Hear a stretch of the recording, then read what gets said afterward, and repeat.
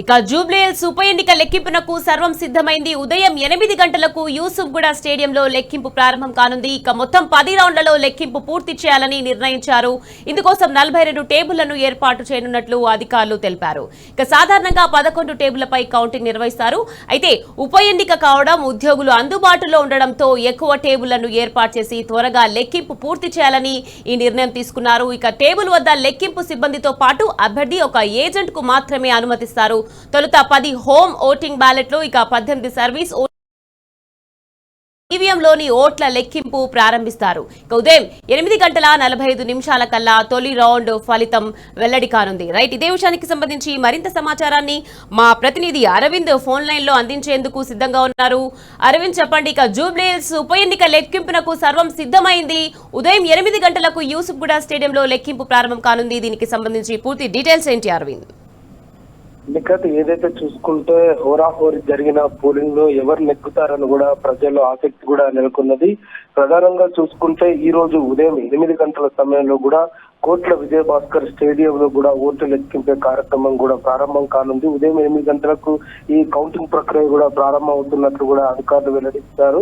మొత్తం 10 రౌండ్ల కౌంటింగ్ జరుగుతుంది. కౌంటింగ్ మొత్తం 42 టేబుల్స్ ఏర్పాటు చేసిన ఎలక్షన్ అధికారులు ప్రతి టేబుల్ కు ఒక సూపర్వైజర్, ఒక అసిస్టెంట్, ఒక మైక్రో అబ్జర్వర్ అధికారులు తెలియజేశారు. ఉదయం 6 గంటల నుంచి 7 గంటలకు కౌంటింగ్ కు ఏదైతే కావాలో అవన్నీ కూడా పూర్తిగా ఏర్పాట్లు కూడా ఏజెంట్లను గానీ, రిప్రజెంటేటివ్లు గానీ లోపల పూర్తిగా కూడా ఏర్పాట్లు చేసినట్టు కూడా అధికారులు తెలియజేశారు. మరి దాంతో చూసుకుంటే ఏదైతే 8 గంటల నుండి కూడా మొదటి రౌండ్ కూడా ప్రారంభం కానుంది. 8 నుంచి 8:45, 8:50 వరకు కూడా మొదటి కౌంటింగ్ ప్రక్రియ కూడా ప్రారంభం కానున్నట్టు కూడా అధికారులు తెలియజేశారు. సీసీ కెమెరాలు కూడా చుట్టూ సీసీ కెమెరాల పర్యవేక్షణ, అధికారుల పర్యవేక్షణలు కూడా జరుగుతాయని కూడా ఇప్పటికే అధికారులు తెలియజేశారు. కౌంటింగ్ నేపథ్యంలో కోట్ల విజయభాస్కర్ స్టేడియం చుట్టూ కూడా 144 సెక్షన్ కూడా విధించారు. ఎందుకంటే గతంలో జరిగిన ఏదైతే పోలింగ్ రోజు జరిగిన అలజడి కావచ్చు, ఏదైతే అధికార పార్టీకి సంబంధించిన నాయకులు కూడా వాళ్ళందరూ